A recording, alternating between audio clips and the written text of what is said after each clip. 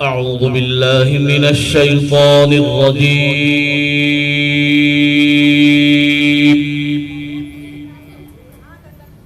بسم الله الرحمن الرحيم.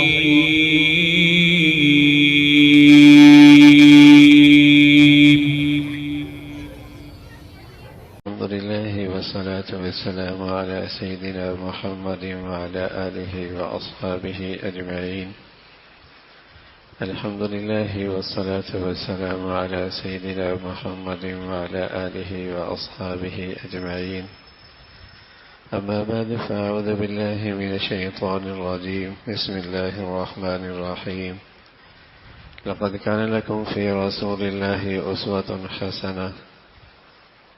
صدق الله العظيم. اللهم صل على سيدنا محمد النبي الأمي وعلى آله وأصحابه وسلم. اللهم صل على سيدنا محمد النبي الأمي وعلى آله وأصحابه وسلم.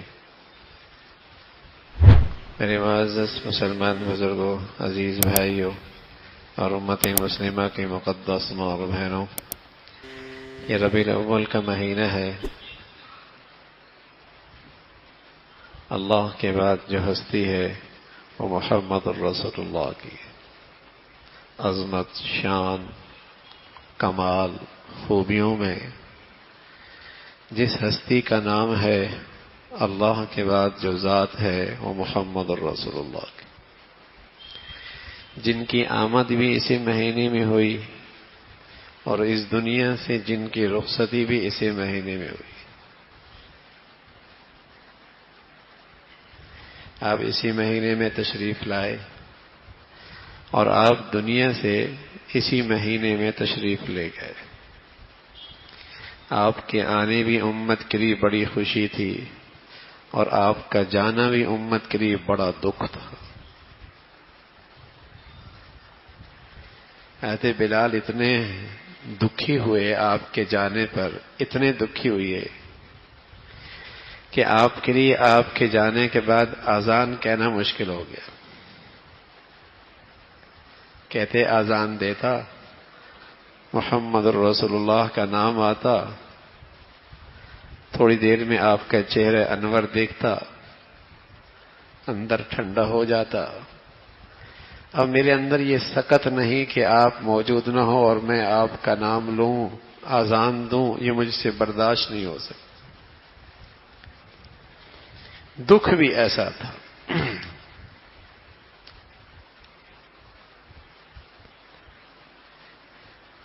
لیکن میرے عزیزو، جو چیز امت کے پاس ہے اور ہمیشہ تر و تازہ ہے، جس میں اس امت کی فلاح ہے، جس میں اس امت کی نجات ہے، جس میں اس امت کے لیے مشکلات کا حل ہے، جس میں اس امت کے لیے ہر قدم پہ رہنمائی ہے، وہ تر و تازہ ہے، وہ قیامت تک محفوظ ہے، ہمیشہ زندہ ہے، وہ پیارے نبی کی پیاری تعلیمات ہیں اور رسول کریم صلی اللہ علیہ وسلم کی خوبصورت زندگی ہے۔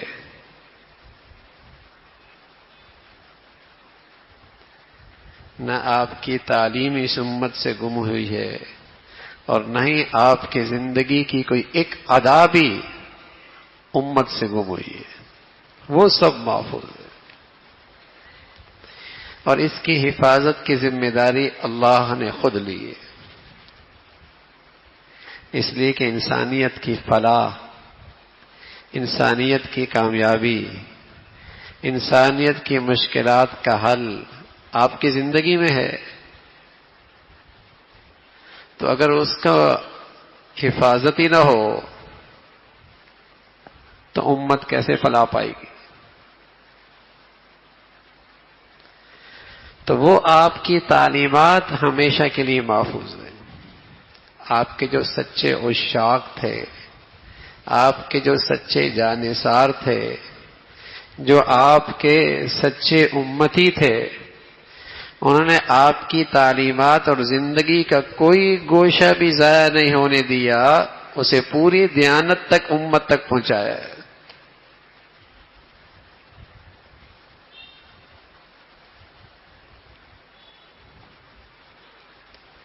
انفرادی، اجتماعی، گھریلو، قومی زندگی، اجتماعی زندگی، جہاں بھی اس امت کو رہنمائی کی ضرورت ہے، اللہ کے نبی کی زندگی میں اس تعلیمات موجود ہیں۔ پھر رسول کریم صلی اللہ علیہ وسلم کی تعلیمات میں جمال بھی ہے کہ اس سے بہتر زندگی انسان کے لیے ہو ہی نہیں سکتی، اور کمال بھی ہے کہ کوئی چیز ایسی نہیں کہ امت اس میں کسی غیر کی محتاج ہو۔ جمال بھی ہے کہ انسان کے لیے اس سے بہتر طریقہ زندگی ہو ہی نہیں سکتا۔ ہاں، جانوروں کے لیے ہو سکتا ہے، جانوروں کے لیے ہو سکتا ہے، کتے بلیوں کے لیے ہو سکتا ہے، لیکن انسانوں کے لیے نبی کی زندگی سے زیادہ خوبصورت کسی کا طریقہ ہو ہی نہیں سکتا۔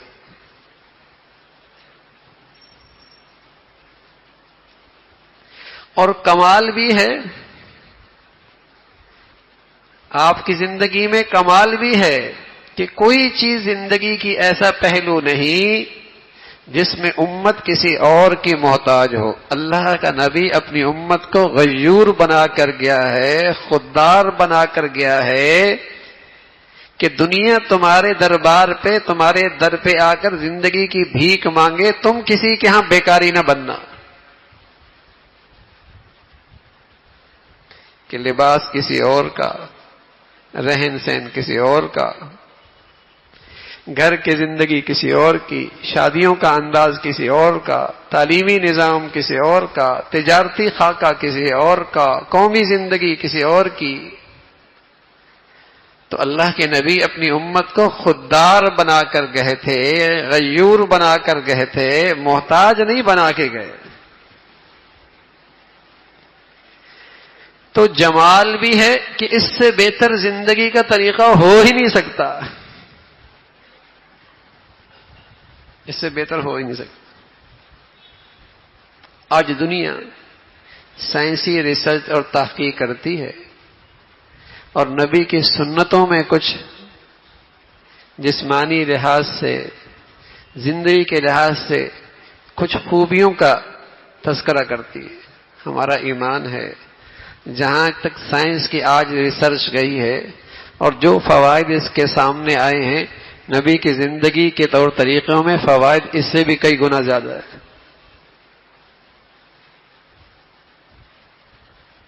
کئی گنا زیادہ ہے۔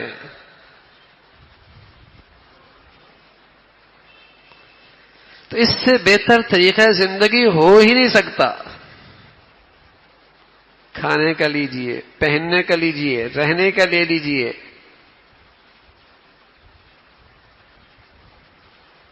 پوری زندگی۔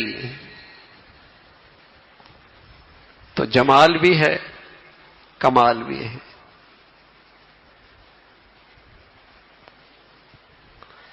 لیکن مسلمانوں سے ایک قصور ہو گیا۔ قصور یہ ہوا میرے عزیزو، قصور یہ ہوا، قصور یہ ہوا کہ ایک آدمی کے تجربہ غلط بھی ہو، لیکن پھر کوئی بات کہے تو یہ اس کی بات پہ اعتماد کر لیتا ہے۔ ایک ڈاکٹر کی دوائی ہے، ایک آدمی کو کوئی فائدہ نہیں ہوا، لیکن دوسرا آدمی پھر اس پہ اعتماد کر لیتا ہے اور اس کا تجویز کردہ نسخہ استعمال کرتا ہے، اور اس کی بتائی ہوئی پرہیز کو اختیار کر لیتا ہے، حالانکہ اس کا تجربہ غلط بھی ہو چکا ہے، لیکن پھر بھی اس کی بات مان کے اس کا بتایا نسخہ استعمال کر لیتا ہے، اس کی بتائی ہوئی پرہیز اختیار کر لیتا ہے۔ آج مسلمان کہلانے والا اپنے پیغمبر پر اعتماد نہیں کرتا، آپ کے بتایا ہوا نہ تو نسخہ استعمال کرتا ہے، نہ پرہیز کرنے کا اہتمام کرتا۔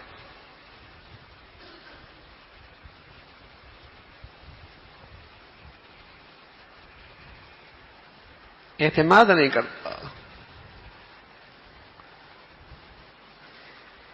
اسے یہ ایمان نہ نصیب ہوا کہ میرے نبی کی زندگی کے اندر میرے گھر کے مسئلے کے حل ہے، میری مشکلات کا حل ہے، میری پریشانی کا حل ہے، میرے روزگار تجارت کا حل ہے. یہ اعتماد نہ رہا.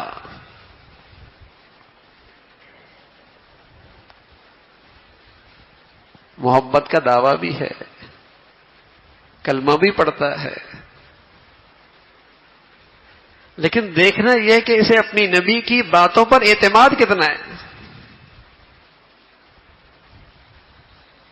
ڈاکٹر کہہ دے اگر تم نے یہ پرہیز چھوڑ دی تو صحت کی گارنٹی کوئی نہیں.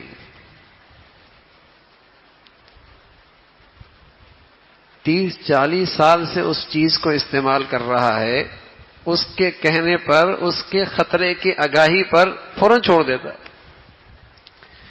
اور اللہ کے نبی بتا رہے ہیں کہ اس زندگی میں خطرہ ہے جو تم نے اختیار کر رکھی ہے، اس کے پیچھے ہلاکت ہے، اس کے پیچھے اللہ کا غضب ہے. بتائیے مسلمان اپنے نبی کی بات پر اعتماد کر کے کتنی پرہیز کرتا ہے. اللہ کے نبی کا ایک ارشاد ہے، ہم پھر اپنی زندگی دیکھیں. آپ فرمانے لگے الصدق ینجی والکذب یہلک، سچائی میں نجات ہے اور جھوٹ میں ہلاکت ہے. اب بتائیے مجھے اپنی نبی کی بات پر، سچائی پر کتنا اعتماد ہے، اور اس سچائی کو کتنا اختیار کرتا ہوں اور اس جھوٹ سے کتنا پرہیز کرتا ہوں.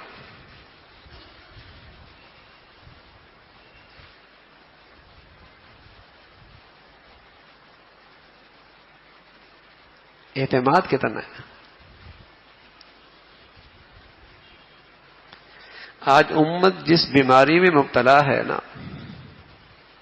وہ یہی ہے کہ اسے نبی کی زندگی پر اعتماد نہ رہا کہ نبی کے طور طریقوں سے میری مشکلیں حل ہو سکتی ہیں، میری پریشانیاں ختم ہو سکتی ہیں، ہماری ذلت عزت سے بدل سکتی ہے، ہماری رسوائی کامیابی سے بدل سکتی ہے.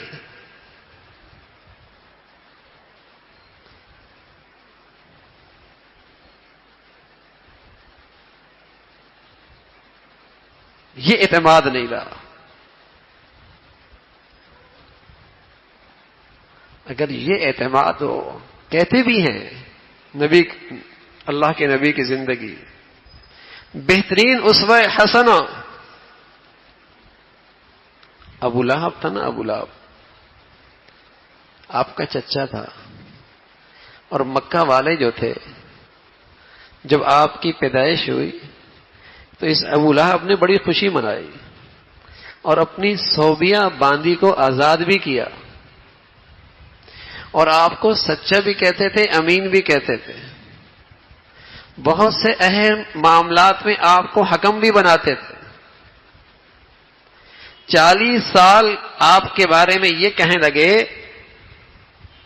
ہم نے آپ کا بار بار تجربہ کیا ہے، آپ کی زبان سے سچائی کے، اور ہم نے کچھ نہیں سنا. اتنا اہم معاملہ آیا کہ قریش کے قبائل میں تلواریں نیاموں سے نکل آئیں. ہر ایک یہ اعزاز لینا چاہتا تھا کہ حجر اسود کا پتھر میرا قبیلہ رکھے. طے یہ ہوا حرم میں بیٹھتے ہیں، جو شخص حرم میں سب سے پہلے داخل ہوگا وہ ہمارے درمیان فیصلہ کر دے گا. اتنے میں محمد الرسول اللہ جو عمر میں ابھی تک بہت چھوٹے تھے، جیسی سامنے سے نمودار ہوئے، سب نے بیک زبان کہا یہ آدمی فیصلہ کرے گا. سب کا اتفاق یہ شخص فیصلہ کرے گا.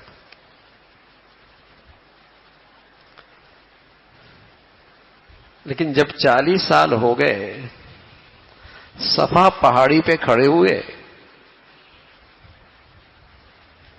صفا پہاڑی پہ کھڑے ہوئے اور قریش کے سرداروں کا نام لے لے کر انہیں بلایا، کوئی خود آیا، کوئی اپنا نمائندہ بھیج رہا۔ جب سارے اکٹھے ہو گئے تو اب یہ نوجوان کہتے ہیں جو اب تک محمد ابن عبداللہ تھے اور اب محمد الرسول اللہ ہو گئے، کہنے لگے یہ بتاؤ، اگر میں تم سے یہ کہہ دوں کہ اس پہاڑ کے پیچھے سے ایک لشکر تم پہ حملہ آور ہونے والا ہے تو میری بات مان لو گے؟ تم میری بات کی تصدیق کرو گے؟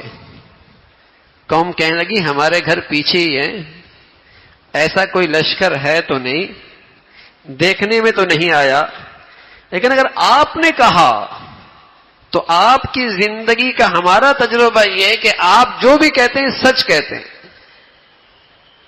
ہم اپنے مشاہدے کو جھٹلا دیں گے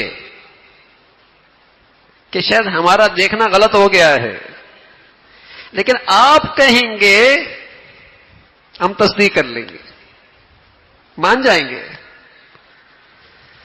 تو اللہ کے نبی صلی اللہ علیہ وسلم فرمانے لگے پھر میری بات سنو، میں تم سے کہتا ہوں کہ جو زندگی تم نے اپنا رکھی ہے نا، اس کے پیچھے ہلاکت ہے، اس کے پیچھے بربادی ہے، اس کے پیچھے اللہ کا غضب ہے۔ اس لیے آج کے بعد میں تمہیں ایک نسخہ دیتا ہوں زندگی کا، قولوا لا الہ الا اللہ تفلحون۔ میں ایک زندگی لے کے آیا ہوں، اگر تم اس زندگی پہ آ گئے کامیاب ہو جاؤ گے۔ جو اب تک آپ پر اعتماد کر رہے تھے، سچا مان رہے تھے، تصدیق کر رہے تھے، دیانتدار سمجھ رہے تھے، آپ کو حکم بنا رہے تھے، جیسے ہی آپ نے یہ کہا تو سب سے پہلے آپ کا چچا کھڑا ہوا، کہنے لگا تبا لک الہذا جماعتنا، تبا لک سائر اليوم الہذا جماعتنا، تیرا سارا دن خراب ہو جائے، کیا تو نے ہمیں اس لیے اکٹھا کیا ہے؟ ہلاک ہو جائے۔ یوں کہہ دیا، چچا نے پتھر اچھالا، اللہ نے وہ الفاظ اس بدبخت کی طرف پھیر دیے اور یوں کہا تبت یدا ابی لہب وتب، ابو لہب برباد ہو گیا، یہ ہلاک ہو گیا۔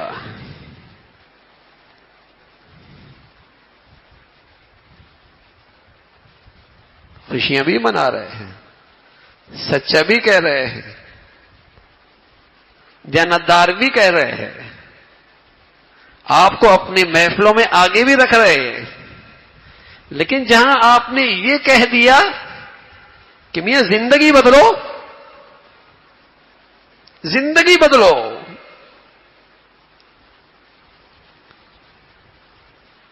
اب انکاری ہو گئے۔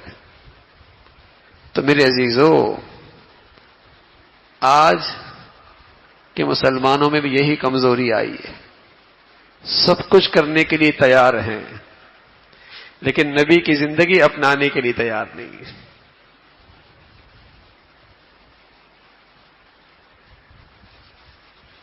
کلمہ پڑھنے والے تو بہت ہیں، نماز پڑھنے والے کتنے ہیں؟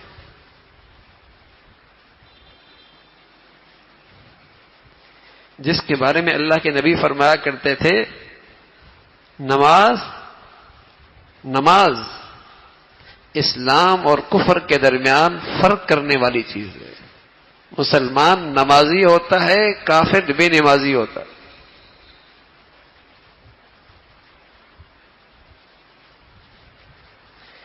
آج مسلمانوں کو اپنی نبی کی اس بات کی لاج کتنی ہے، اپنی نبی کی اس بات پر اعتماد کتنا ہے؟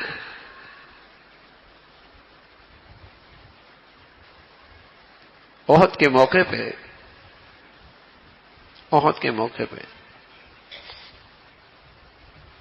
ایک شخص اللہ کے نبی صلی اللہ علیہ وسلم پر حملہ آور ہوا، آپ کے ہاتھ میں برچھی تھی جس سے سواری چلاتے ہیں، وہ قریب آیا تو آپ نے وہ مار دیا اس کو۔ اس کو خراش پڑی، لیکن وہ چیخنے لگا، چلانے لگا، مر گیا مر گیا، میں تو ہلاک ہو گیا۔ اس کا ساتھیوں نے کہا بزدل کہیں کہ کچھ نہیں ہوا، خراش پڑا ہے، نہیں مرتا تو۔ اس نے کہا پتہ ہے یہ کس شخص کے ہاتھ سے مجھے خراش پڑی ہے؟ جس کی زبان سے ایک بار میں نے سنا تھا کہ تو میرے ہاتھ سے مارا جائے گا، آج اگر وہ مجھ پہ تھوک بھی دیتے تو میں مر جاتا، میری بچنے کی کوئی صورت نہیں۔ کافر ہے، کلمہ نہیں پڑا، آپ کو سچا نہیں مانتا، لیکن اسے بھی آپ کی بات پہ اتنا اعتماد اور یقین ہے کہ اپنے مرے جانے میں ذرا بھی شک نہیں ہے۔ اور اگر اللہ کے نبی یوں کہہ رہے کہ میری امتی میں سے کسی نے عصر کی نماز چھوڑ دی، یہ نقصان کے لحاظ سے ایسا ہے جیسے اس کا گھر بار سب برباد ہو گیا۔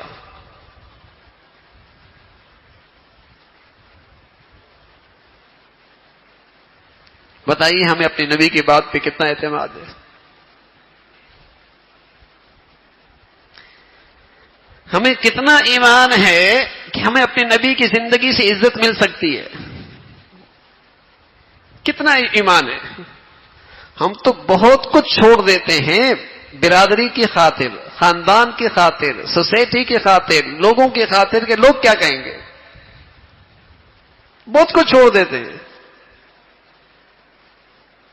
رستم کے دربار میں ایک سچا عاشق، سچا جانثار، نبی کا سچا امتی حاضر ہوا۔ اس نے کچھ کھانے کے لیے پیش کیا تو کچھ چیز ہاتھ سے گر گئی۔ پیارے نبی کی تعلیم یہ ہے کہ اگر وہ چیز صاف ہے تو اسے اٹھا کے استعمال کر لو، ہو سکتا ہے سارے کھانے کی برکت اسی میں ہو۔ اب وہ اٹھانے لگے، دربار ہے، اس وقت کی سپر طاقت ہے، اس کا جرنیل ہے، درباریوں کی نظریں ہیں، یہ کون آئے ہیں؟ اتنے حوصلے اور ہمت کے ساتھ دربار میں داخل ہوئی ہیں، سب کی نظریں ٹکی ہوئی ہیں۔ آپ اٹھانے لگے، ایک نے کونی ماری، کیا کر رہے ہو؟ کیا کہیں گے دنیا؟ بھوکے ہیں، تاثر غلط پڑے گا، لوگ تمہارے بارے میں اپنے دل میں غلط رائے پیدا کر لیں گے، کیا کر رہے ہو؟ سبحان اللہ۔ جب نبی کی عظمت دلوں میں ہو اور محبت سچی ہو تو آپ کی ادائیں بھی دنیا کے ہر طریقے سے زیادہ عظیم ہوتی ہیں۔ اور پھر یہ ایمان ہوتا ہے، عزت مسلمان کو مل سکتی ہے تو صرف اپنی نبی کی زندگی سے مل سکتی ہے۔ تو کہنے لگے اَأَتْرُكُ سُنَّتَ حَبِيبِي لِهَؤُلَاءِ الْحُمَقَاءِ، کیا میں ان احمقوں کی وجہ سے اپنے محبوب کا طریقہ چھوڑ دوں؟ کہ یہ کیا کہیں گے؟ انہیں کیا پتا میرے محبوب کے طور طریقوں میں کیا عزت ہے۔ لیکن ہم خائف رہتے ہیں، ہم ڈرتے رہتے ہیں، برادری کیا کہے گی، دوست کیا کہیں گے، سہیلیاں کیا کہیں گی، لوگ کیا کہیں گے۔ اٹھ باندھ کمر، کیوں ڈرتا ہے؟ پھر دیکھ خدا کیا کرتا ہے۔ اگر تو اپنی نبی کی زندگی میں عزت سمجھے گا، پھر دیکھیے دنیا کیسی عزت کرتی ہے۔ نبی کے سچے جانثاروں نے کمر ٹھوک کے نبی کے طور طریقے اپنائے اور دنیا نے ایسی عزت دی کہ اس کی مثال نہیں ملتی۔ اور کہا کرتے تھے صحابہ رضوان اللہ علیہ اجمعین، ہم تو گرے پڑے لوگ تھے، ہمیں تو کوئی پوچھتا ہی نہیں تھا، لیکن نبی کا دامن کیا تھاما ہے؟ نبی کا دامن کیا تھاما ہے؟ بکریاں چرایا کرتے تھے، اونٹ جنگل میں لے جایا کرتے تھے، باپ تانا دیا کرتا تھا عمر تجھے اونٹ نہیں چرانے آتے تو دنیا میں کرے گا کیا؟ نبی کے دامن سے کیا چمٹا ہوں کہ آج اللہ نے امیر المؤمنین بنا دیے۔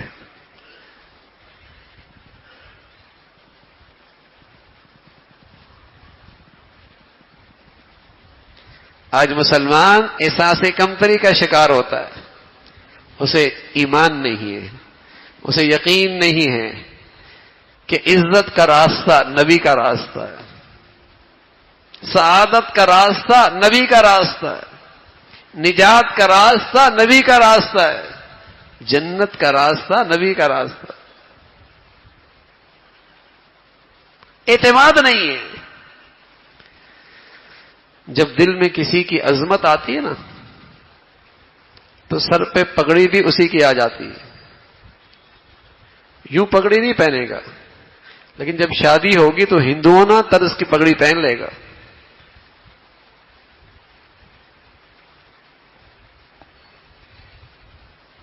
وہ پہن لے گا۔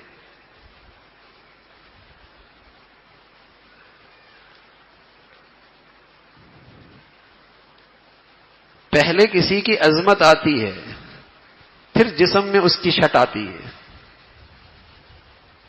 پھر اس کی جینز آتی ہے، پھر اس کے طور طریقے آتے ہیں۔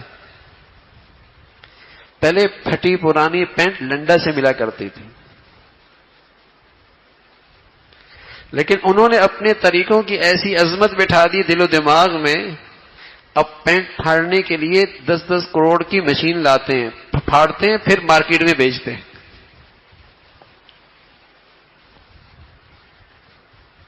فیشن ہو گیا ہے، فیشن ہو گیا ہے۔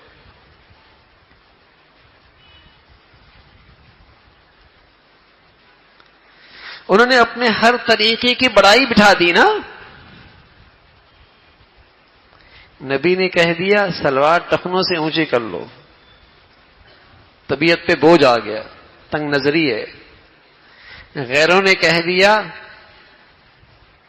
گھٹنے خالی کر دو، فوراً خالی کر دیے، روشن خیال ہو گیا۔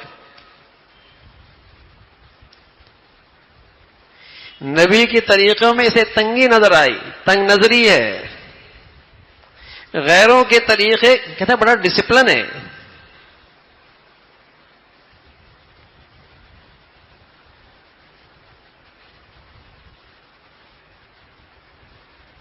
اگر اسے کہہ دیا جائے کہ ٹائی ایسی ہونی چاہیے، شرٹ ایسی ہونی چاہیے، موزے ایسے ہونے چاہیے، شوز اس کلر کے ہونے چاہیے، یہ لباس پہن کے اسکول آنا، کوئی نہیں کہتا میاں ان چیزوں کا تعلیم سے کیا تعلق ہے، بلکہ سب کہتے ہیں اس اسکول میں ڈسپلن بہت ہے۔ اور اگر کبھی نبی کا امتی کہہ دے کہ سارے محمدیوں جیسی شکل بنا لو تاکہ دنیا بھر میں جہاں بھی ہو محمدی نظر آؤ، کہتے میاں ان چیزوں میں کیا رکھا ہوا ہے؟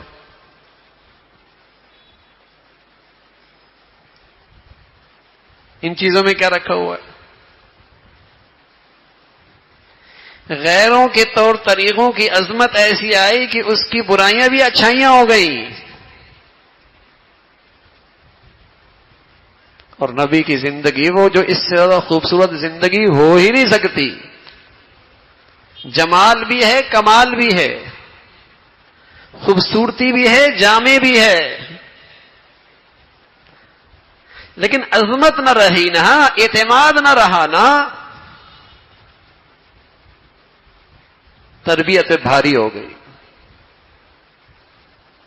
تو پہلے عظمت آتی ہے، پھر اس کی نقل اتاری جاتی ہے۔ پہلے بڑائی دل میں آتی ہے، پھر اس کی نقل اتاری جاتی ہے۔ کوئی بنگی کے لباس پہنتا ہے؟ کس کا پہنتا ہے؟ اسی کا پہنتا ہے نا جس کی آج کل مارکیٹ ہوتی ہے، جو بار بار فیشن کے طور پہ دکھایا جاتا ہے۔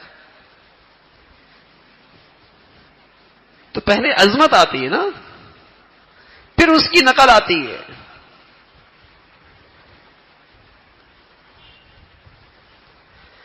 پہلے اعتماد آتا ہے کہ عزت اس میں، آج اعتماد نہیں ہے، آج یقین نہیں ہے کہ اس پرفتن دور کے اندر بھی میرے مسائل کا حل نبی کی زندگی میں۔ یہ کہتا نماز تک ٹھیک ہے، لیکن تجارت میں اپنے انداز سے کروں گا، دکان اپنے انداز سے کروں گا. اس لیے نکاح کا مسئلہ تو پوچھ لے گا، طلاق کا مسئلہ تو پوچھ لے گا، لیکن کاروبار میں نہیں پوچھے گا کہ نبی نے کیا طریقہ بتایا.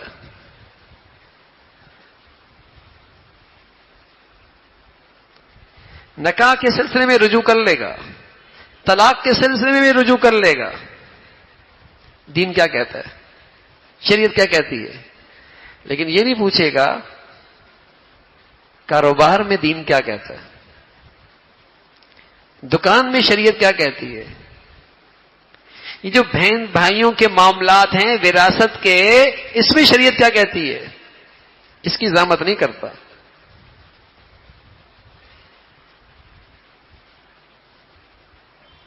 یہ نہیں پوچھتا کہ شادی مسلمان کیسی کرتے ہیں.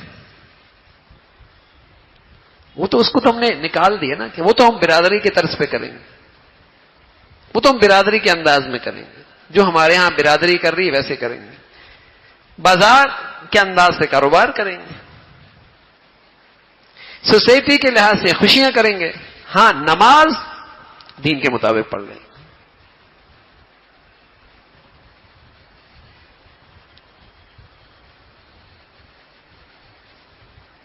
یہ دین کے مطابق کر لیں.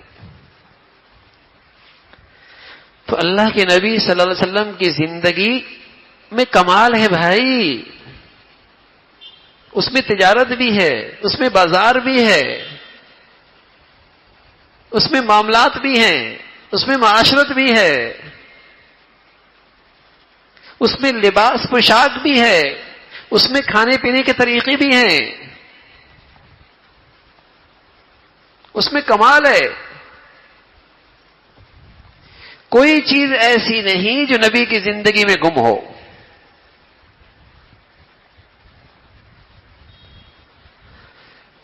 تو اعتماد کتنا ہے، یہ چیز اس کا محاسبہ کرنا ہے کہ آج مجھے اپنے نبی کی زندگی میں کامیابی کا ایمان کتنا ہے. صحابہ میں سب سے بڑی خوبی یہی تھی نا، سب سے بڑی خوبی یہی تھی. انہیں نبی کی زندگی میں 100% یقین تھا، اس لیے ان کی زندگی میں 100% نبی کی زندگی تھی. وہ نبی کی زندگی سے ہٹنا اپنے لیے 100% ہلاکت سمجھتے تھے. زندگی پہ یقین ایسا تھا.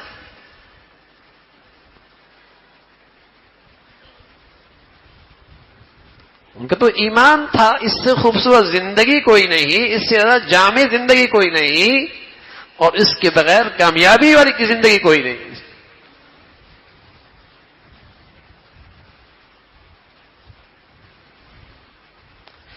وہ تو ایک خوبصورت زندگی ہے. جیسے پیارا نبی اپنے ظاہر کے حسین تھے نا، کہ اس جیسا اللہ نے کوئی حسین پیدا کوئی نہیں کی تھا. عائشہ فرمایا کرتے تھے رضی اللہ تعالیٰ عنہ، اللہ نے اپنا سارا حسن 2 حصوں میں تقسیم کیا. آدھا اکیلا یوسف کو دیا، آدھا ساری دنیا میں تقسیم کیا، اور میرے محبوب کو اس کا مجموعہ عطا فرمایا. اور فرمایا کرتی تھی آدھا یوسف کو دیا، اور یوسف کا حسن دیکھنے والی ہوش کھو بیٹھی اور اپنی انگلیاں کاٹ بیٹھی، اور میرے محبوب کو دیکھنے والے سبحان اللہ ہوش پا گئے، ایمان لے آئے، اور آپ کے دین کے خاطر گردنیں کٹوا بیٹھے.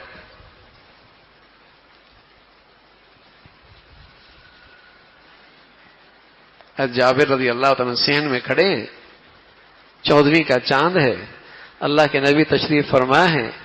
آسمان پہ دیکھتے ہیں، آپ کے چہرے پہ دیکھتے ہیں، آسمان پہ دیکھتے ہیں، چہرے پہ دیکھتے ہیں. پوچھا جابر کیا کر رہے ہو؟ کہا یا رسول اللہ موازنہ کر رہا ہوں زمین کے چاند کا آسمان کے چاند کا. فرمایا کیا نتیجہ پایا؟ فرمایا زمین کا چاند آسمان کے چاند سے زیادہ چمکدار ہے، زیادہ خوبصورت ہے. حسن بھی ایسا ہے. تو اس حسین سانچے میں جو زندگی نکلی ہے نا بھائی، اس سے زیادہ حسین زندگی بھی کوئی نہیں، اس سے زیادہ خوبصورت زندگی بھی کوئی نہیں. سانچہ کمال کا ہے، سانچہ بڑا خوبصورت ہے جس کی مثال کوئی نہیں، تو اس جسم سے نکلنے والی زندگی بھی بڑی خوبصورت ہے۔ اللہ ہمیں نصیب فرما دے، اللہ ہمیں نصیب فرما دے۔ خوشبو ہے اس میں، تو کشش ہے اس میں۔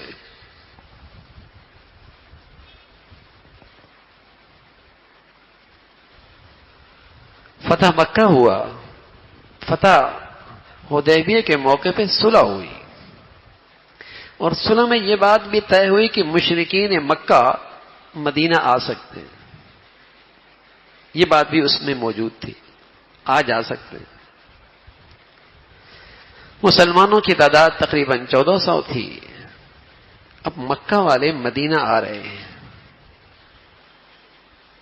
اور صرف 2 سالوں کے بعد مسلمانوں کی تعداد 1400 سے بڑھ کر 10,000 ہو گئی، اور فتح مکہ ہوا۔ ان 2 سالوں میں نہ زبان چلی نہ تلوار چلی، کیا چلا؟ نبی کی زندگی کا خوبصورت کردار چلا۔ جب مدینہ میں آنے والے آتے، مکہ کے لوگ دیکھتے کہ یہ عجیب ان کے سچائی، دیانت، امانت، اخلاق، ایثار، احسان، اور یہ وہی لوگ ہیں جو گھوڑے کے دوڑ میں آگے پیچھے ہوتے تو ان کے نیاموں سے تلواریں نکل جاتی تھی اور نسلوں تک جنگ جاری رہتی۔ یہ وہی لوگ ہیں جو اونٹ کے پانی پینے پہ لڑائی چھڑتی اور لاشوں کے پشتے لگ جایا کرتے تھے۔ یہ وہی لوگ ہیں معمولی باتوں پر نہ ختم ہونے والا قتال شروع ہو جاتا تھا، جنگ شروع ہو جاتی تھی، اور آج انہیں دیکھو کیسا انقلاب آیا ہے۔ محبتیں مل رہی ہیں، مٹھاس مل رہی ہے، ایثار مل رہا ہے، احسان مل رہا ہے۔ ایک غزوہ ہے، ایک غزوہ میں ایک زخمی پڑا ہوا ہے، اس نے بھتیجے سے کہا پانی لے آؤ، اور وہ پانی لے کے آیا تو قریب میں ایک اور زخمی پڑا ہوا ہے، تو اس نے آواز دی پانی پیاس، تو اس چچا نے کہا بھتیجے آگے دے دو۔ جب وہاں پہنچا تو قریب سے آواز آئی اور اس نے پانی کا تقاضا کیا، یہ اسے چھوڑ کر وہ کہنے لگا آگے چلے جاؤ، وہاں چلا گیا۔ جب تیسرے کے پاس گیا تو وہ دنیا سے روانہ ہو گیا، واپس لوٹا تو دوسرا بھی چلا گیا، چچا کے ہاں آیا تو اللہ نے اسے بھی بلا لیا، لیکن جاتے جاتے بتا گئے کہ نبی کی زندگی نے یہ انقلاب پیدا کر دیا ہے کہ اپنے پر دوسروں کو ترجیح دے رہے ہیں۔ یہ خوبصورت زندگی ہے میرے عزیزوں۔ والذین یؤثرون علی انفسہم ولو کان بہم خصاصہ، قرآن ان کی تعریف کرتا ہے، خود ضرورت مند ہیں لیکن اپنے بھائی کو آگے کرتے ہیں، اس کا خیال پہلے کرتے ہیں۔ اللہ ہمیں اپنی نبی کی زندگی نصیب فرما دے۔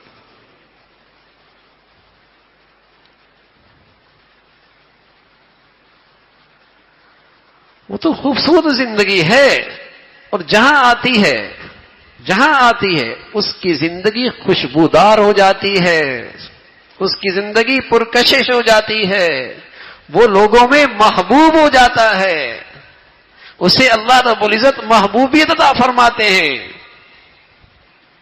اور یہ بات اللہ نے کہی ہے، فرمایا جس کی زندگی میں میرے حبیب کی زندگی آئے گی وہ میرا محبوب ہوگا، اور جو اللہ کا محبوب ہوتا ہے وہ فرشتوں کا محبوب ہوتا ہے، جو فرشتوں کا محبوب ہوتا ہے، روئے زمین پہ جو سلیم الفطرت لوگ ہوتے ہیں اللہ اس کی محبت ان کے دلوں میں ڈال دیتا ہے۔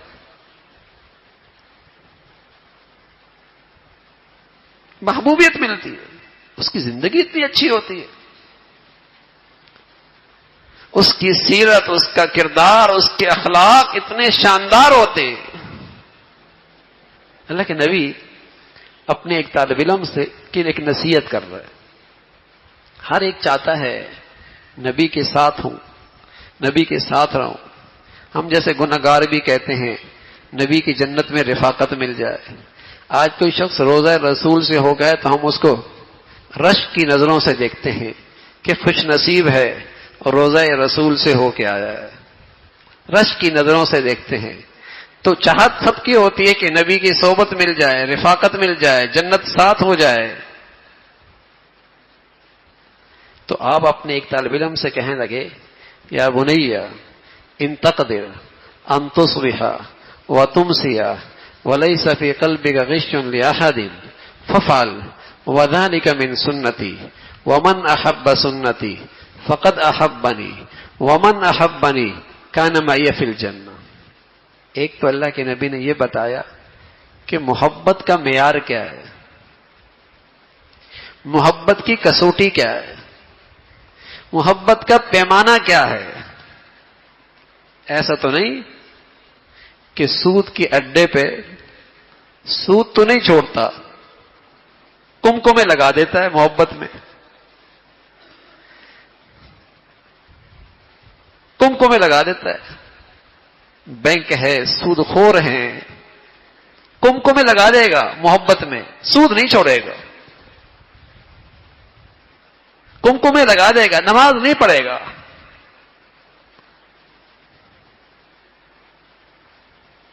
اللہ کے نبی فرمانے لگے محبت کا معیار کیا ہے؟ فرمایا بیٹے، اے پیارے بیٹے، اگر تجھ سے یہ ہو سکے، ان تقدر، اگر تجھ سے یہ ہو سکے، آسان نہیں ہے لیکن میرا طریقہ یہی ہے، میری سنت یہی ہے، میرے محبت کا معیار یہی ہے کہ واقعی اگر تجھ کو میری محبت ہے تو پھر مجھے میری اس ادا سے تجھے محبت ہونی چاہیے. ان تقدر، اگر تو ایسا کر لے کہ ان تصبح وتمسی ولیس فی قلبک غش لأحد، کہ تیری صبح شام یوں گزرے کہ تیرے دل میں کسی کا کھوٹ نہ ہو، کسی کے لیے برائی نہ ہو، کسی کے لیے کینہ نہ ہو، کسی کے لیے بغض نہ ہو. ولیس فی قلبک غش لأحد، ایسا کر لے، ففعل، ایسا کر لے. وذلک من سنتی، میرا طریقہ یہی ہے، میری سنت یہی ہے، میری ادا یہی ہے. ومن احب سنتی فقد احبنی، جس نے میری اداؤں سے محبت کی حقیقت میں اسی نے مجھ سے محبت کی. جو میری زندگی اپناتا ہے نا بھائی، حقیقت میں وہی میرا محب ہے. جو میرے طور طریقوں پہ مرتا مٹتا ہے نا، وہی حقیقت میں میرا عاشق ہے. جو میری زندگی اپناتا ہے وہ سچا جانثار ہے میرا.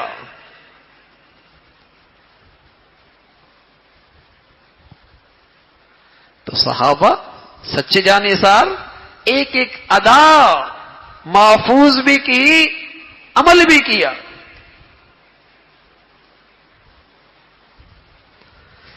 فرمایا وذالک من سنتی ومن احب سنتی فقد احبنی ومن احبنی کان معی فی الجنہ. اور فرمایا جس نے میرے طریقے سے محبت کی، جس نے مجھ سے محبت کی، وہ جنت میں میرے ساتھ،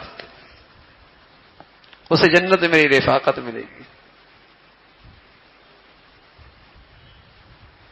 صحابی، محبت بھی عجیب چیز ہے نا، محبت بھی عجیب چیز ہے. جب تک جی چاہتا ہے محبوب کے ساتھ رہوں، محبوب کو دیکھوں، محبوب کے ساتھ خلوت ملے، محبت ہے ہی ایسی چیز.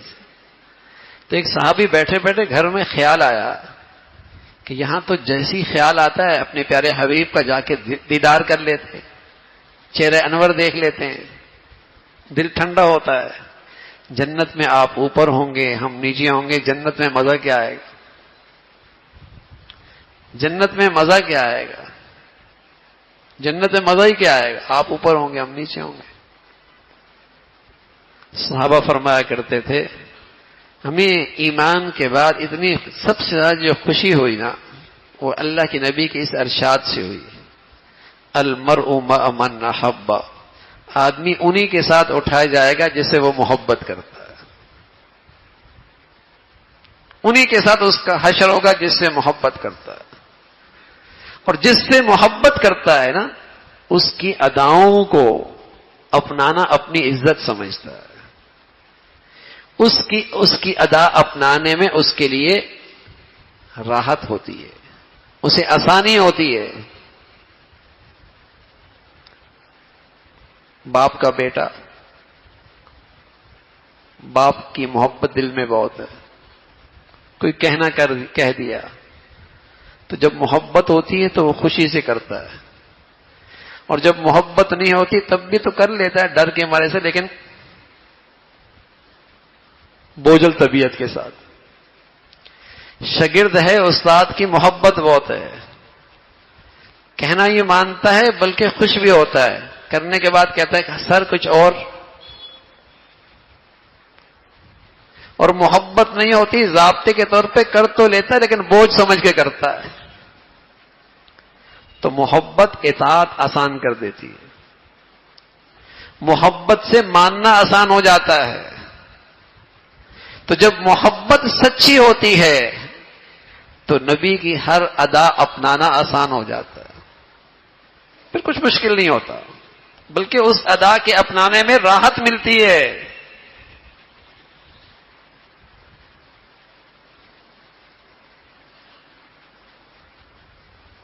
تو میرے عزیزو، پیارے حبیب صلی اللہ علیہ وسلم کا حق ہے عظمت دل میں ہو،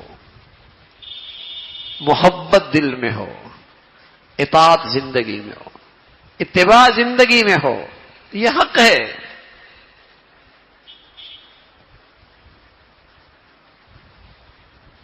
کچھ لوگ آپ کے نام لیوا ہوں گے، آپ کے قریب آئیں گے، حوض کوثر پہ آپ کے ہاتھوں سے پانی لینا چاہیں گے،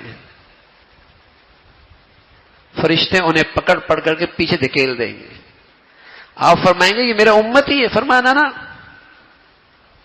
آپ کے جانے کے بعد اس نے تو آپ کی دین کی شکل ہی بگاڑ دی،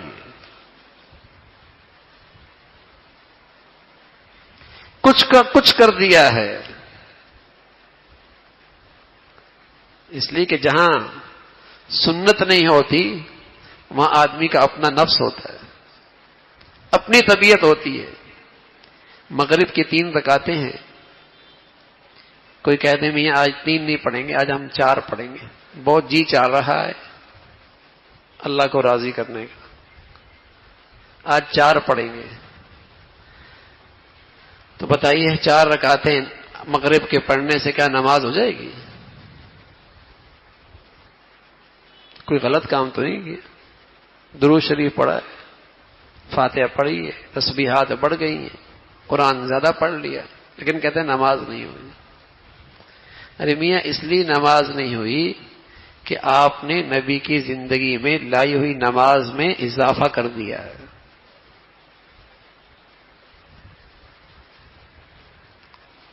بہت بڑا گناہ کیا ہے، بھولے سے کیا تو سجدہ صاحب کرو گے تو ہو جائے گا، جان بوجھ کے کیا گناہگار ہو جاؤ گے۔ تم نے دین میں اضافہ کر دیا ہے۔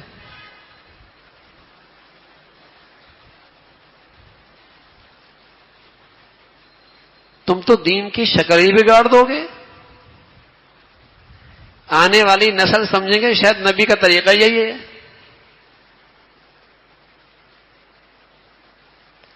تو میرے عزیزو، اللہ کے نبی صلی اللہ علیہ وسلم کی سنتوں کو اپناؤ گے تو زندگیاں خرافات سے محفوظ رہیں گی، سنتیں نہیں اپناؤ گے پھر خرافات آ جائیں گی، پھر بدعات آ جائیں گی۔ جب زندگیوں سے سنتیں نکلتی ہیں پھر بدعات اس جگہ کو بھر لیتی ہیں۔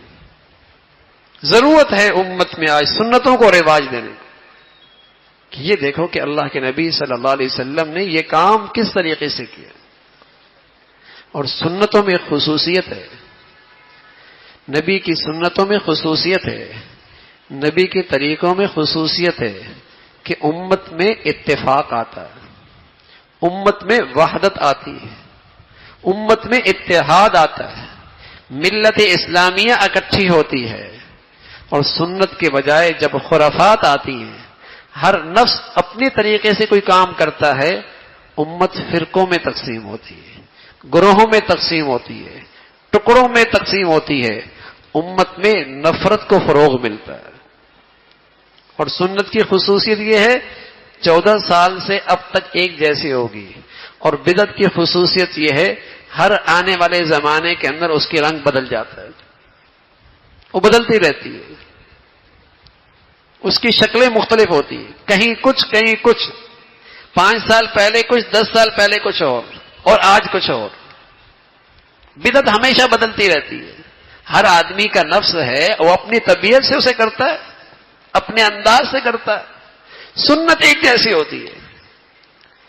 سنت کی برکت ہے، اس سے امت اکٹھی ہوتی ہے، امت جڑ جاتی ہے. اور بدعات اور خرافات کا نتیجہ ہے امت ٹکڑوں میں تقسیم ہوتی ہے، امت نفرتوں کا شکار ہو جاتی ہے. باطل چاہتا ہے امت ٹوٹے اور امت میں خرافات آئیں، اور میرا نبی چاہتا ہے امت ایک ہو جائے اور امت میں سنتوں کی زندگی رواج پائے، سنتوں کی زندگی رواج پائے.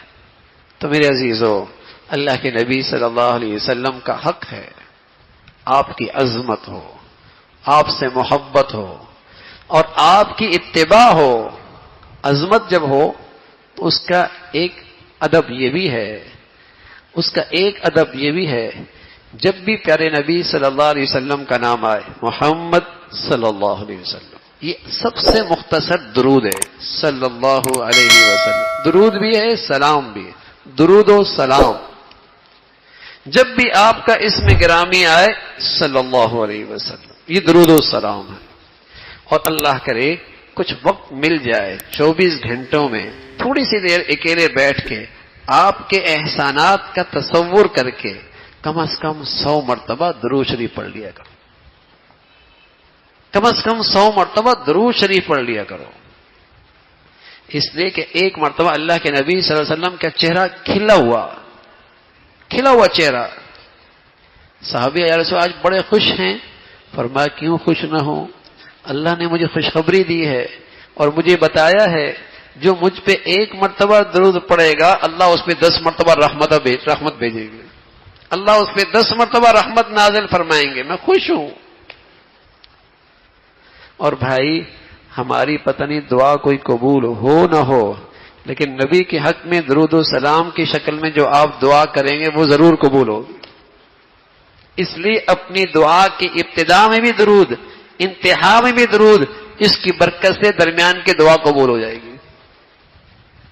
اس لیے کہ اللہ نے اپنے حبیب کے حق میں دعا قبول ہی کرنی ہے، اور ہماری دعا کے ساتھ درود مل گیا تو ہماری دعا بھی قبول ہو جائے گی. تو آپ کے احسانات کا تصور کر کے کچھ وقت نکال کر درود پڑھا کرو. بلکہ شیخ الحدیث مولانا زکریا رحمۃ اللہ نے لکھا، مشکلات کے حل کے لیے یہ وظیفہ بہت مجرب ہے. مشکلات کے حل کے لیے یہ وظیفہ بہت مجرب ہے کہ آدمی 500 سے زائد مرتبہ درود شریف کا ورد کرے. اس کی برکت سے اللہ رب العزت حاجات پوری کر دے، حاجات پوری کر دے. ظاہر ہے جب اتنی ڈھیر ساری رحمتیں اللہ کی لے گا، اللہ اس کی مشکلیں بھی حل کر دیں گے. تو عظمت کا یہ ادب ہے، اس سے اللہ کے نبی سے محبت بڑھے گی، اطاعت آسان ہوگی اور آپ کی زندگی پڑھے. آپ کی زندگی پر ایک آسان کتاب ہے ڈاکٹر عبدالحی عارفی رحمۃ اللہ علیہ کی، اسوہ رسول. انگریزی میں بھی ہے، اردو میں بھی ہے، بلکہ اس کو اپنے سرانے میں رکھا کریں اور روز 1-2 صفحے پڑھ لیا کریں. بہت خوبصورت کتاب ہے. آپ کی سیرت کے وہ پہلو جن کا تعلق عملی زندگی سے، آپ کی سیرت کا وہ پہلو جس کا تعلق عملی زندگی سے، گھریلو زندگی سے ہے، صبح شام سے ہے، رات دن سے ہے، اولاد سے ہے. عملی زندگی سے جو آپ کے پہلو ہیں اسوہ حسنہ کے، وہ اس میں موجود ہیں. اسے اپنے پاس رکھیں اور اسے پڑھیں اور کرتے رہیں، پڑھیں اور کرتے رہیں، پڑھیں اور کرتے رہیں. میرے عزیزو، اللہ نے ہمیں دنیا میں عبادت کے لیے بھیجا ہے، عبادت کے لیے بھیجا ہے. لیکن ہماری عبادت کتنی ہوتی ہے 24 گھنٹے میں؟ مشکل سے 1 گھنٹہ. 5 نمازیں 1 گھنٹے میں ہو جاتی، باقی 23 گھنٹے ضائع ہو رہے. اور آئے تھے دنیا میں اللہ کی عبادت کرنے کے لیے، 23 گھنٹے یوں ہی چلے گئے. نانا میرے عزیزو، اگر یہ 22 گھنٹے، یہ 21 گھنٹے، یہ 23 گھنٹے میں آپ سوئیں گے سنت کے مطابق، کھائیں گے سنت کے مطابق، بازار میں کاروبار کریں گے سنت کے مطابق، تو آپ کی 24 گھنٹے بھی عبادت ہو سکتی، ساری زندگی بھی عبادت ہو سکتی ہے۔ بس تھوڑی سی توجہ کہ سونے میں سنت کیا ہے، کاروبار میں شریعت کا طریقہ کیا ہے، کھانے پینے میں نبی کی سنت کیا ہے، پہنے اوڑھنے کے اندر اللہ کے نبی کا انداز کیا ہے، اسے تھوڑا سا دیکھ لیا اور کر لیا تو میرے عزیزو عبادت۔ اور عبادت جب یہ سنتوں پہ عمل کرو گے تو اللہ کا اعلان ہے، ان کنتم تحبون اللہ فاتبعونی یحببکم اللہ، تم میرے محبوب کی ادائیں اپناتے چلے جاؤ اور میرے محبوب بنتے چلے جاؤ، تم میرے پیارے ہو جاؤ گے، تم میرے محبوب ہو جاؤ گے۔ اللہ جب محبت کرتا ہے تو کیا مطلب ہے؟ اللہ محبت کرتا ہے۔ ماں جب محبت کرتی تو کیا کرتی ہے؟ اسے ہر وقت اپنے بچے کا خیال ہوتا ہے، کوئی اس کا نقصان نہ ہو، ایسا ہی ہوتا ہے نا اللہ ماں کی محبت۔ جب بچہ ماں کی پیٹ گود میں ہوتا ہے سب مطمئن ہوتے ہیں، ماں کی مامتا، ماں کی محبت اس کی حفاظت کرے گی، ایسا ہی ہے۔ سبحان اللہ، جب بندہ اللہ کا محبوب بن جاتا ہے اور اللہ اس کا محبت کرنے لگتا ہے، پھر اللہ بھی اس کا نقصان نہیں ہونے دیتا، پھر اللہ بھی اس کا نقصان۔ یہ مطلب نہیں کہ دنیا میں کوئی تکلیف نہیں ہوگی، اس لیے کہ چھوٹا بچہ جس سے ماں محبت کرتی ہے بس اوقات نہلاتی ہے اور بچہ روتا بھی ہے، تکلیف تو اس کو ہو رہی ہوتی ہے۔ ماں محبت بھی کرتی ہے، نہلاتی ہے اور بچہ رو رہا ہوتا ہے، تکلیف تو ہو رہی ہوتی ہے، لیکن اس تکلیف میں فائدہ کس کا ہے؟ بچے ہی کا ہے۔ فائدہ کس کا ہے؟ بچے ہی کا ہے۔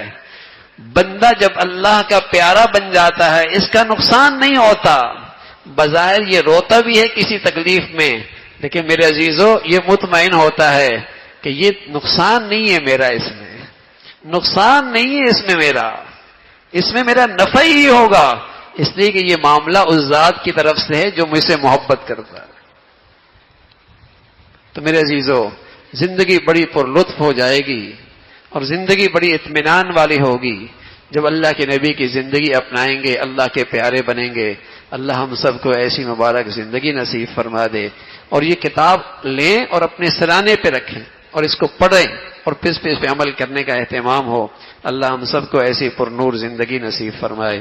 اللہم لک الحمد کلو ولک الشکر کلو، اللہم لک الحمد کلو ولک الشکر کلو، سبحان اللہ وبحمدہ سبحان اللہ العظیم، عدد خلقہ وزنة عرشہ ورضا نفسہ ومداد کلماتہ، اللہم لا نحصی ثناء علیک انت کما اثنیت علی نفسک، اللہم اعنا علی ذکرک وشکرک وحسن عبادتک، یا حی یا قیوم یا ذا الجلال والاکرام، نستغفرک ونتوب الیک، یا حی یا قیوم برحمتک نستغیث، اصلح لنا شأننا کلہ ولا تکلنا الی انفسنا طرفۃ عین، یا ارحم الراحمین ہم سب کا کہا سنا قبول فرما لے، ایمان والی، عافیت والی، صحت والی زندگی عطا فرما، پیارے حبیب کی عظمت محبت عطا فرما، کامل اتباع نصیب فرما، پیارے نبی کی زندگی پہ کامل ایمان یقین نصیب فرما، آپ کے ہر ارشاد پہ کامل اعتماد نصیب فرما۔ اے مولا کریم اپنے فضل سے ہمیں اپنی زندگیاں 100% نبی کے اسوہ میں ڈھالنے کی توفیق نصیب فرما، آپ کی پیاری زندگی، پیارے اخلاق ہم سبھی کو نصیب فرما، تمام حاضرین حاضرات کی تمام جائز حاجات کو پورا فرما، مشکلات کو آسان فرما، پریشانیوں کو ختم فرما، بری زندگی سے، بری موت سے، برے حالات سے محفوظ فرما، اپنے پسند کا جینا نصیب فرما، کل قیامت میں اپنے پسندیدہ لوگوں میں شامل فرما، بری زندگی سے، بری موت سے، حادثات سانحات سے، موذی دیرپا بیماریوں سے، اسپتالوں کی زندگی سے محفوظ فرما، ہر آنے والا دن ایمان کے لحاظ سے، عافیت کے لحاظ سے بڑھیا نصیب فرما، اپنے فضل سے عطا کردہ نعمتوں میں برکت عطا فرما، ادا کردہ نعمتوں میں اضافہ عطا فرما، مولا کریم نعمتیں دینے کے بعد محرومی سے محفوظ فرما، عزت کے بعد ذلت سے محفوظ فرما، عافیت کے بعد پریشانیوں سے محفوظ فرما، خوشحالی کے بعد تنگ دستی سے محفوظ فرما، اپنے فضل سے ہم سب کو اپنے بچے بچیوں میں خوشیاں نصیب فرما، بچوں کے تعلیم، تربیت، زندگی کے صحیح فیصلے کرنے کی توفیق نصیب فرما، ہم سب کے حال پہ رحم فرما، ساری امت مسلمہ کے حال پہ رحم فرما، مسلمانوں کو ایمان اسلام پر باہمی اتفاق و اتحاد نصیب فرما، رنگ، نسل، وطن، علاقے، نفرتوں کی جتنی شکلیں ہیں مسلمانوں کو اس سے محفوظ فرما، مولا کریم وطن عزیز کو امن اور سلامتی کا گہوارہ بنا، یا نیکی کی اور خیر کی اور تعمیر کی جتنی شکلیں ہیں انہیں غلبہ نصیب فرما، شر کی اور برائی کی اور تخریب کی جتنی طاقتیں ہیں انہیں نیست و نابود فرما، ہم سب کے حال پہ رحم فرما، وصلی اللہ علی سیدنا محمد وعلی آلہ واصحابہ اجمعین برحمتک یا رب۔